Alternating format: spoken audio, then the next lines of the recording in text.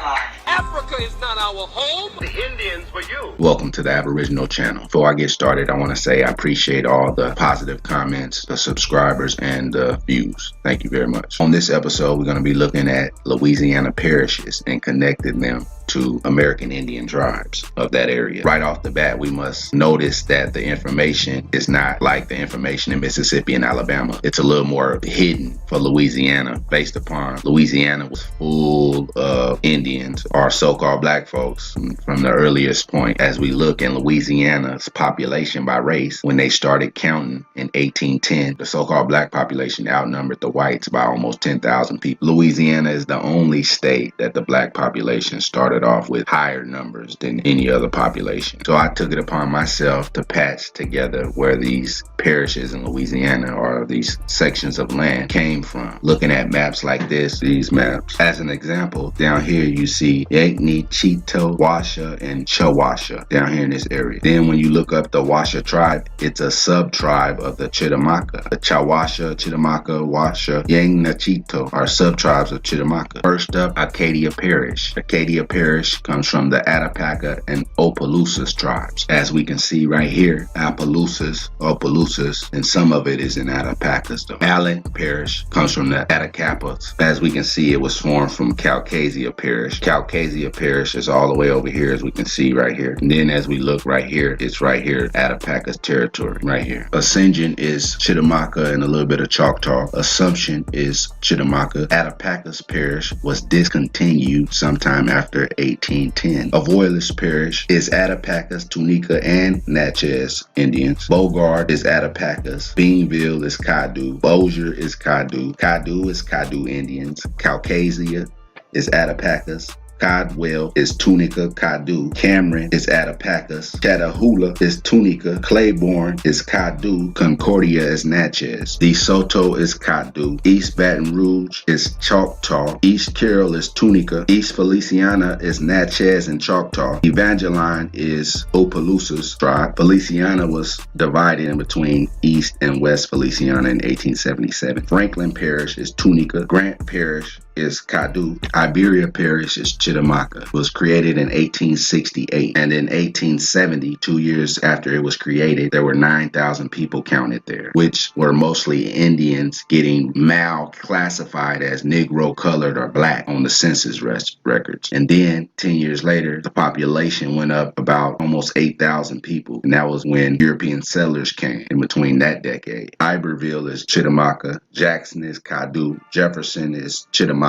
Jefferson Davis is Attapacas. Lafayette is Attapacas. LaForte is Chittimaca. The Salle is Caddo and Tunica. Lincoln is Caddo Indians. Livingston is Choctaw. Madison is Tunica. Morehouse is Tunica. Natachitoches is Caddo. Opelousas was later dissolved. Orleans Parish was Choctaw. Wichita was Caddo and Tunica. Plaquemines is Chittimaca. Point Coupe is Opelousas. Rapids is Tunica, Caddo, and Attapacas. Red River is Caddo. Richland Parish is Tunica, which was created in 1868. 2 years later, it counted 5,000 people in the parish, which were mostly Indians, classified as black, Negro, or colored. In Richland Parish, the oldest historical monument is the drugstore that Europeans came there and opened in the 1870s. Richland Parish Jail, or Rayville Jail, is in Richland Parish and what wasn't open until the late 1870s. Sabin is Caddo Indian. St. Bernard is Chittimaca. St. Charles, Chittimaca. St. Helena, Choctaw. St. James, Chittimaca. St. John the Baptist is Choctaw and Chittimaca. St. Landry is Opelousas. St. Martin Parish is Opelousas. St. Mary is Chittimaca. St. Tammany is Choctaw Indians. Tangahapua is Choctaw Indians. Tennesaw is Natchez. Terrebonne is Chickamauga. Union is Caddo and Tunica. Vermilion is Attacapas. Vernon is Caddo and Attacapa. Washington is Choctaw. Webster is Caddo. West Baton Rouge is Choctaw. West Carroll is Tunica. West Feliciana is Natchez. And Wynn is Caddo Indian. It should be noted that a lot of these tribes mixed with each other in the first half of the 19th century.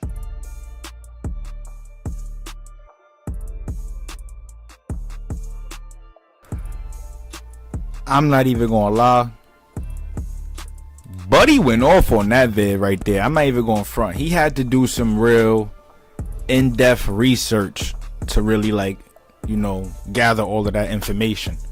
And that was probably just looking at the maps and observing the maps and then correlating that with the parishes and the enslavement in general. They say that they killed off these people. They killed them off. But it wasn't like a physical genocide. For the males it was. But for the next generations to come, it was more so like a reproductive genocide. I don't even want to call it a genocide. I don't even know what term to really give that, but it was to pretty much like ensure that not only would the race would be like disappear, or that ethnic group, these bands of Indians, but they would forget their ancestral knowledge and the things that they were taught as young children and stuff like that, being separated from the families and whatever the case may be. As we learned in the Willie Lynch theory, in the making of a slave, it was pretty much to destroy the man and then instill fear in the woman and then have them breed more children with that same fear or following that same structure, thus causing them to lose all the information that they learned, pretty much putting an end to their ethnic group or their savage ways, quote unquote, how they would say their savage ways. They quote unquote civilized the people. You feel what I'm saying? There we go. That's the term we're gonna give it. Their way of civilizing. They didn't body off this entire group of people. It didn't go down like that. They civilized, quote unquote. Let's say that, civilized. And it's funny too, looking at this video, he said East Baton Rouge was Choctaw. And just thinking about Baton Rouge in general, there's a lot of rappers that came out of Baton Rouge, born and raised. We got a young boy, he one of them, born and raised. So, we can assume that a lot of these people, that's already over there, they got this blood, they got that Indian blood. And I got a big one for y'all right now, right? And most people don't even know this, but majority of the people who live in the North, their ancestors either came from the islands or down south that live up here, New York, stuff like that. They came up here during the Great Migration. So that's something to think about when we talking about, what's in our DNA, what's our ancestral lineage, stuff like that. How do we connect to these tribes? This was just one way, find out where your family from, stuff like that, connected to history and the documents and stuff that we see. And another thing that most people wouldn't even pay attention to is that the first census went out in 1790. At that time, Louisiana wasn't even a state. Louisiana was not a state, considered a state at that time. This was still an area of land that they were still trying to pursue through manifest destiny. So around 1809, 1810, after Louisiana was officially established as a state and they started counting the proportions of people, that's why they counted so many black people, because a lot of these Aboriginal folks were still living in the land. And like he said, most definitely mixing in with each other. So I wanted to show y'all this again real quick. Let's check it out. As we see, like in 1810, this is the measuring race and ethnicity across the decades, 1790 to 2010. 1790, why? Because that's when the first racial categorization in the first decennial census of 1790, the first census. And what they only got slaves, free white males and females, and all other free persons of color. So that slave population, this is the one that was eventually ended up breaking up. We see after 1810, we got slaves and free colored people. Slaves being black folks at that time. No other people but black folks and a couple other white folks who could have been indentured or could have possibly been enslaved. And then we get to, 1850, 1840. Now we got that black mulatto category. We coming towards Emancipation Proclamation. Indian, black mulatto, Chinese, different people are being categorized throughout the Americas at this time. This is where we kind of see that separation. That separation. You are no longer Indian, because you was already reclassified after being a slave. You was already reclassified to being black or mulatto. Free colored people were already reclassified to be mulatto. So these reclassifications was something that happened over time. And like he said, this is why you could count so many black people in those areas at this time, because these were Indians. A good proportion of these people were still connected to their ancestral Aboriginal roots. And a lot of people, if you go down south, you see it now. We got Chief Warhorse. I'm gonna always mention her. And I put that video up about this, about the OG from Mississippi. You go check it out on my channel, coppercoloredkingg. And she was pretty much, even her family said it, she got Indian in her blood. That her grandmother or her mother was Indian. Or her grandfather or father, one of the two, or two of the three. Yeah, two of the three. She had two people that they said were Indian in her family. And that's in Mississippi. Part of my family comes from Mississippi. They got Indian in their blood. Another part of my family's family comes from Louisiana. Most likely based off the facts and the knowledge that we've been going through. They got Indian in their blood too. But I just wanted to bring that to the stream, so so people could see, like, all right, these is how we could like factor a lot of this stuff in. Just take a look at it for what it is. It's not hard. It's not hard. Just take a look at it for what it is, the facts and details.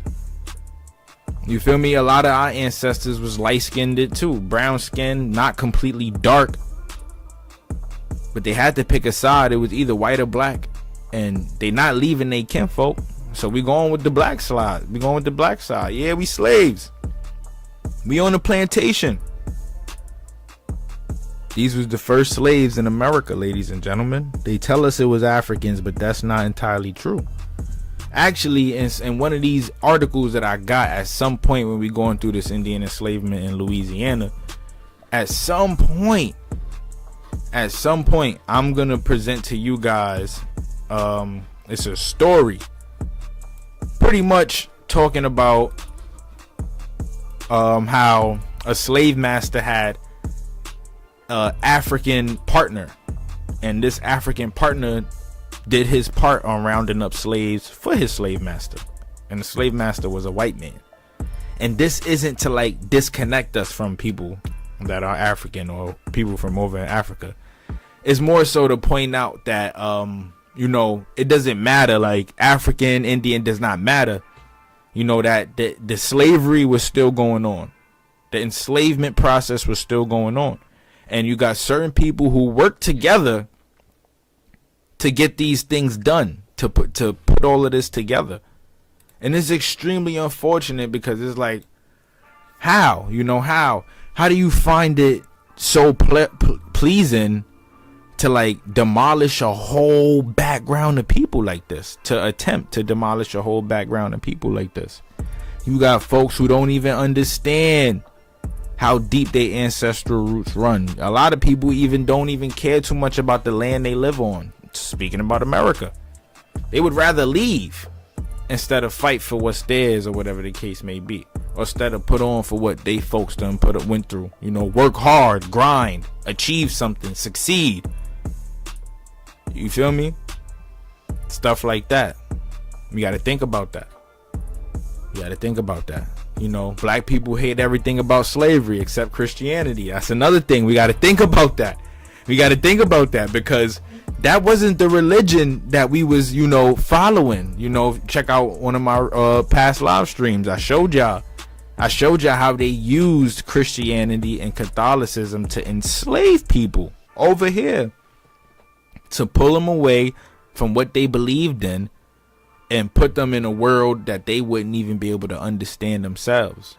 Is a world that we look at now is like, it's so easy for us. Like, folks don't even go to church. We be so far away from that, we don't even care about it no more. But their process worked. It worked because our grandparents, great grandparents, mothers and fathers, raised in the church. Like our aunts raised in the church, and they dead ass with that shit. Dead ass. Like, what? I tell them if they hear me preaching some of this stuff that I preach today, they would be on my ass. Like, what are you talking about? Young man. It's like, auntie, I don't mean no disrespect. But auntie, you the one who told me we got Choctaw in our blood. You told me. So I did my due diligence to figure out what was going on with these people. Again, if you check my past live streams, we saw HB Cushman, if I'm not mistaken, that's his name, something like that, and James Adair, both stated that these people had ways, and their religious structural ways and spiritual structural ways was similar to those who believed in the Almighty Yahweh, the one and true only. There is no other, my brother. So, yeah, I mean, like, just gotta think about it. Like I said, auntie, I don't mean no disrespect. And if you if you stumble upon this video and you are a Christian loving, you love Jesus, whatever the case may be, listen, this ain't no hate towards that. Do your thing. At least you believe and have faith in somebody. You feel me? But if you want to know the truth, subscribe, click that notification bell, because I'll put you on to what your folks and them was believing in, their religious and spiritual ways. Yeah, I mean, but let's move forward to the article, man. Like, comment, and subscribe. Copper Color King, we back, man. Subscribe to Morals and Money platform. Here with another live stream. Finna go crazy. Finna finally give y'all the sauce in this excerpt here. We're gonna read through this entire excerpt just to talk about the enslaved.